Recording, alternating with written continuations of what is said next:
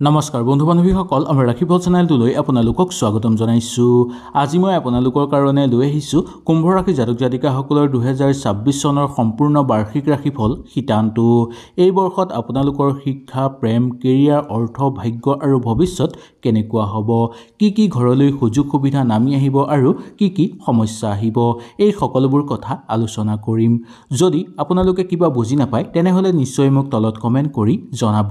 আপোনালোকৰ সকলো প্ৰশ্নৰ উত্তৰ মই আপোনালোকক দিবলৈ চেষ্টা কৰিম। আহক তেনেহ'লে বেছি দেৰি নকৰি আমি সুন্দৰভাৱে জানি লওঁ। কুম্ভ ৰাশি জাতক জাতিকাসকলৰ 2026 চনটো স্বাস্থ্যৰ ক্ষেত্ৰত কিছু দুৰ্বল থাকিব পাৰে। সেই গতিকে স্বাস্থ্যৰ প্ৰতি আপোনালোকে যত্ন ল'ব লাগিব।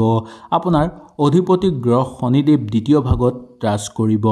যাৰ ফলত আপোনালোকে স্বাস্থ্যৰ ক্ষেত্ৰত বিশেষ সাৱধানতা অৱলম্বন কৰিব লাগিব। ইয়াৰ উপৰিও আপোনালোকে ঘৰৰ মানুহৰ স্বাস্থ্যৰ প্ৰতিও অকণমান সজাগ হৈ চলাটো দৰকাৰ। জীৱনৰ ক্ষেত্ৰত আপোনালোকৰ দুৰ্বল ভাৱটো কিছু পৰিমাণে দূৰ হ'বলৈ ধৰিব। নতুন জীৱনত সুযোগ সুবিধা নামি অহাৰ প্ৰবল সম্ভাৱনা দেখিবলৈ পোৱা যায়। কুম্ভ ৰাশি জাতক জাতিকাসকলৰ 2026 চনৰ শিক্ষাৰ ক্ষেত্ৰত আপোনালোকৰ অনুকূল থাকিব, কিন্তু স্বাস্থ্যজনীয় কিছু সমস্যাৰ কাৰণে শিক্ষাৰ ক্ষেত্ৰত মানদণ্ড হানি হোৱাৰ সম্ভাৱনা দেখিবলৈ পোৱা যাব। সেইকাৰণে এই বৰ্ষত স্বাস্থ্যৰ প্ৰতি সাৱধানতা অৱলম্বন কৰাটো দৰকাৰ। কুণ্ডলীত ক্ষেত্ৰতো আপোনালোকৰ অনুকূল প্ৰভাৱ দেখিবলৈ পোৱা যাব। শিক্ষাৰ ক্ষেত্ৰত মানদণ্ড আপোনালোকৰ বৃদ্ধি পাবলৈ ধৰিব। যদি কিবা শিক্ষাৰ কাৰণে যদি আগভাগ লৈ আছে, সেই শিক্ষাটো আপোনালোকৰ অনুকূল প্ৰভাৱ দেখিবলৈ পোৱা যাব। শিক্ষাৰ কাৰণে সামাজিক ক্ষেত্ৰত মান সন্মান লাভৰ প্ৰবল সম্ভাৱনা আপোনালোকৰ দেখিবলৈ পোৱা যাব। মনে বিচৰাৰ ধৰণে আপোনালোকে জীৱনটো সলাই ল'ব পাৰিব আৰু শিক্ষাৰ মানদণ্ড দুগুণ বৃদ্ধি পাবলৈ ধৰাৰ প্ৰবল সম্ভাৱনা আছে। ইয়াৰ পিছত জানি লওঁ আহক কুম্ভ ৰাশি জাতক জাতিকাসকলৰ ব্যৱসায়িক বাণিজ্যৰ কথা। ব্যৱসায়িক বাণিজ্যৰ ক্ষেত্ৰত আপোনালোকৰ এই বৰ্ষটো অনুকূলতাৰ মাজেৰে পাৰ হ'ব। ব্যৱসায়ত এটাৰ পিছত আনটো সুযোগ সুবিধা লাভ কৰিব পাৰিব, কাৰণ আপোনালোকৰ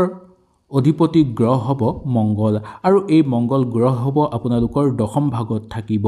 যাৰ ফলত আপোনালোকে ব্যৱসায়িক বাণিজ্যৰ ক্ষেত্ৰত অনুকূল প্ৰভাৱ দেখিবলৈ পাব। ইয়াৰ উপৰিও ব্যৱসায়িক বাণিজ্যৰ ক্ষেত্ৰত বিনিয়োগৰ ক্ষেত্ৰতো আপোনালোকৰ একো অসুবিধা নাথাকিব, আৰু লগতে ব্যৱসায় প্ৰসাৰৰ ক্ষেত্ৰতো আপোনালোকৰ সুফল দেখিবলৈ পোৱা যাব। কাৰোবাৰ ব্যৱসায়িক বাণিজ্যৰ ক্ষেত্ৰত কাৰোবাৰ পৰা যদি সহায় ল'ব বিচাৰে, তেনে ক্ষেত্ৰতো আপোনালোকে এই বৰ্ষত সুন্দৰভাৱে সহায় সহযোগিতা ল'ব পাৰিব।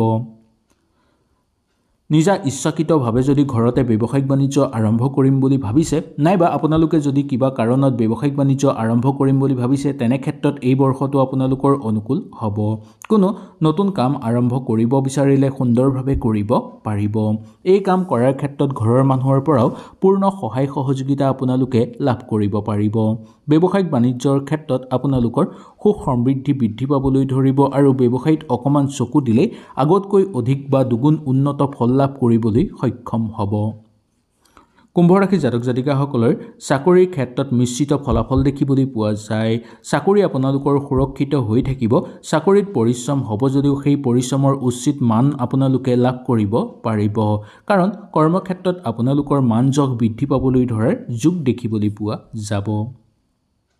চাকৰি বিচাৰি থকা লোকসকলৰ কাৰণেও এই বৰ্ষটো আশাৰ ৰেঙনি অহাৰ সম্ভাৱনা আছে। যদি আপোনালোকে চাকৰিৰ কাৰণে আগৰ পৰাই প্ৰস্তুতি চলাই আছে, তেনে ক্ষেত্ৰত এই বৰ্ষটো আপোনালোকৰ কাৰণে বিশেষ উন্নত যুগৰ অনুমান দেখিবলৈ পোৱা যায়। কৰ্মক্ষেত্ৰত আপোনালোকৰ সহযোগীৰ পৰা পূৰ্ণ সহযোগিতা লাভ কৰিব পাৰিব, আৰু জীৱনত চলি থকা কিছু সমস্যা আপোনালোকে পাতল কৰি ল'ব পাৰিব, বা সেই সমস্যাবোৰ কিছু পৰিমাণে আপোনালোকে হ'লেও সমাধান কৰি ল'ব পৰাৰ প্ৰবল সম্ভাৱনা দেখিবলৈ পোৱা যাব। কুম্ভ ৰাশি জাতক জাতিকাসকলৰ আৰ্থিক জীৱনৰ কথা ক'বলৈ হ'লে এই বৰ্ষটো আপোনালোকৰ মিশ্ৰিত ফলাফল দেখিবলৈ পোৱা যায়। কোৱা হৈছে এই বৰ্ষত আপোনালোকৰ অধিপতি গ্ৰহ হ'ব শুক্ৰ, যাৰ ফলত আৰ্থিক ক্ষেত্ৰত আপোনালোকৰ উপাৰ্জন দুগুণ বৃদ্ধি পাবলৈ ধৰিব, কিন্তু সেই ধন যে জমা কৰি ৰাখিব পাৰিব তাত কিছু সন্দেহ দেখিবলৈ পোৱা যায়। শুক্ৰ গ্ৰহ আপোনালোকৰ পঞ্চম ভাগত থাকিব, যাৰ ফলত কেইবাটা ফালৰ পৰা আপোনালোকৰ লাভৱান হোৱাৰ যোগ দেখিবলৈ পাব। অৰ্থ উপাৰ্জনৰ কাৰণে নতুন বাট বিচাৰি পাবলৈও সক্ষম হ'ব। যদি অৰ্থ আপোনালোকে ব্যৱসায়িক বাণিজ্য বা চাকৰি বাকৰিৰ পৰা ঘটিম বুলি ভাবি আছে তেনেহলে সেই ক্ষেত্ৰত আপোনালোক বহু বেছি সুৰক্ষিত হৈ থাকিব বহু ক্ষেত্ৰৰ পৰা আপোনালোকৰ সমস্যা আহিব যদিও সেই সমস্যাবোৰ আপোনালোকৰ শনিদেৱে নোহোৱা কৰি তুলিব কাৰণ আপোনালোকৰ দ্বিতীয় ভাগত থাকিব শনিদেৱ যাৰ ফলত আপোনালোকৰ ধন সঞ্চয় কৰাৰ ক্ষেত্ৰত সমস্যা আহিব যদিও আপোনালোকৰ কিছুমান ক্ষেত্ৰত আয় মাত্ৰা বৃদ্ধি কৰিবলৈ নিজেই চেষ্টা অব্যাহত ৰাখিব লাগিব কুম্ভ ৰাশি জাতক জাতিকাসকলৰ 2026 চনৰ প্ৰেমৰ ক্ষেত্ৰত অনুকূল দেখিবলৈ পোৱা যায় যিসকল লোকে প্ৰেমৰ অপেক্ষাত ৰৈ আছে তেওঁলোকৰ কাৰণেও এই বৰ্ষটো অনুকূল হিচাপে পাৰ হ'ব আৰু যিসকল লোকে প্ৰেমত আছে তেওঁলোকৰ কাৰণেও শুভ হিচাপে পাৰ হ'ব আপোনালোকৰ অধিপতি গ্ৰহ হ'ব এই 2026 চনত বুধ আৰু এই বুধ থাকিব আপোনালোকৰ পঞ্চম ঘৰত যাৰ ফলত প্ৰেমৰ ক্ষেত্ৰত আপোনালোকৰ চলি থকা বাধা বিঘিনি দূৰ হৈ পৰিবলৈ ধৰিব শুক্ৰই এই ক্ষেত্ৰত আপোনালোকৰ ভাল ফলাফল দেখুৱাবলৈ ধৰিব ৰাহুৰ অৱস্থান আপোনাৰ ওপৰত থাকিব যাৰ ফলত আপুনি কেও ফালৰ পৰা সুযোগ সুবিধা লাভ কৰিব পাৰিব ফলস্বৰূপে আপোনালোকৰ যদি সম্পৰ্ক দুৰ্বল হৈ আছে সেই সম্পৰ্কও আপোনালোকৰ ভাল হৈ পৰাৰ প্ৰবল সম্ভাৱনা দেখিবলৈ পোৱা যায় বৃহস্পতি আপোনালোকৰ ৰাশিৰ ওপৰত থাকিব যাৰ ফলত কেইবাটা ক্ষেত্ৰৰ পৰাও আপোনালোকে অনুকূল প্ৰভাৱ লাভ কৰিব পাৰিব আপোনালোকৰ জীৱনলৈ প্ৰেম বিবাহৰ প্ৰবল সম্ভাৱনা নামি অহাৰ সম্ভাৱনা দেখিবলৈ পোৱা যায় কুম্ভ ৰাশি জাতক জাতিকাসকলৰ 2026 চনত বৈবাহিক জীৱনৰ কথা ক'বলৈ হ'লে বৈবাহিক জীৱনৰ ক্ষেত্ৰত আপোনালোকৰ বিশেষ অসুবিধা দেখিবলৈ পোৱা নাযাব বৈবাহিক জীৱনত আপোনালোকৰ সুখ সমৃদ্ধি বৃদ্ধি পাবলৈ ধৰিব বৃহস্পতি আপোনালোকৰ পঞ্চম ভাগত থাকিব যাৰ ফলত বৈবাহিক জীৱনত চলি থকা সমস্যাবোৰ দূৰ কৰি ল'বলৈ সক্ষম হ'ব বিবাহৰ কাৰণে আগভাগ লৈ থকা লোকসকলৰ ঘৰলৈ বিবাহৰ প্ৰস্তাৱ অহাৰ সম্ভাৱনা আছে আপোনাৰ পৰিয়ালবৰ্গত যদি কোনোবাৰ বিবাহৰ উপযুক্ত লোক আছে তেওঁলোকৰ কাৰণে আপোনালোকে কথা বতৰা পাতি সুন্দৰভাৱে চাব পাৰে নিশ্চয় ভাল ফল লাভ কৰিব পাৰিব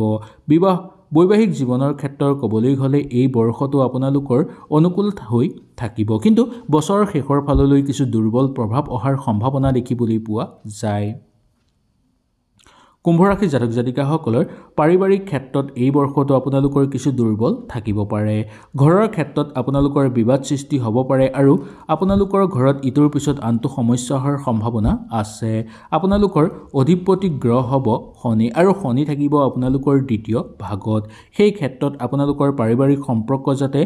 ভাঙি নাযায় তাৰ প্ৰতি আপোনালোকে লক্ষ্য ৰাখিব লাগিব ভবা গুণা কৰি পাৰিবাৰিক সমস্যা আপোনালোকে সমাধান কৰিবলৈও চেষ্টা কৰিব লাগিব কিছুমান ক্ষেত্ৰত পাৰিবাৰিক ক্ষেত্ৰত নিজেই আগভাগ লৈ যত্নপৰ হ'ব লাগিব আপোনালোক দ্বিতীয় ভাগত শনিৰ অৱস্থান হৈ থাকিব যাৰ ফলত প্ৰথম অৱস্থাত আপোনালোকৰ এনে সমস্যা থাকিলেও বছৰৰ দ্বিতীয় ভাগৰ পৰা আপোনালোকৰ সেই সমস্যাবোৰ লাহে লাহে সমাধান হৈ পৰিবলৈ ধৰিব কোনো লোকে আহি যাতে আপোনালোকৰ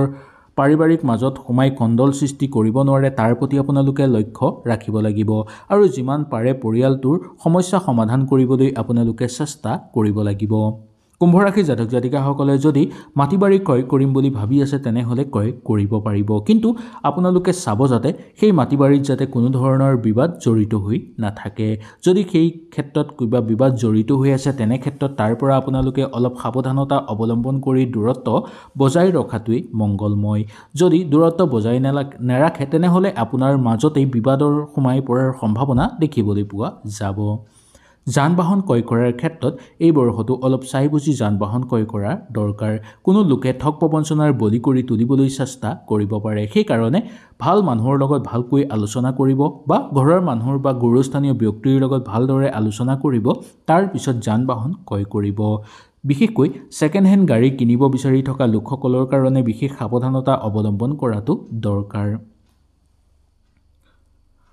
এই বৰ্ষত যদি আপোনালোকে ভ্ৰমণ কৰিম বুলি ইচ্ছা কৰিছে তেনে ক্ষেত্ৰত আপোনালোকে সুন্দৰভাৱে ভ্ৰমণ কৰিব পাৰিব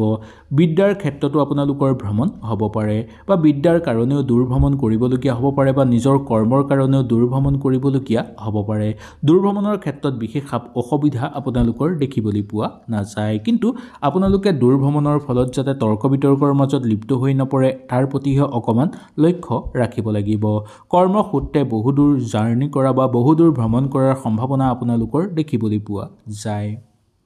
সামাজিক ক্ষেত্ৰত আপোনালোকৰ খ্যাতি বৃদ্ধি পাবলৈ ধৰিব ৰাজহুৱা কামৰ কাৰণেও আপোনালোকৰ এই বৰ্ষটো অনুকূল হিচাপে পাৰ হোৱা দেখিবলৈ পাব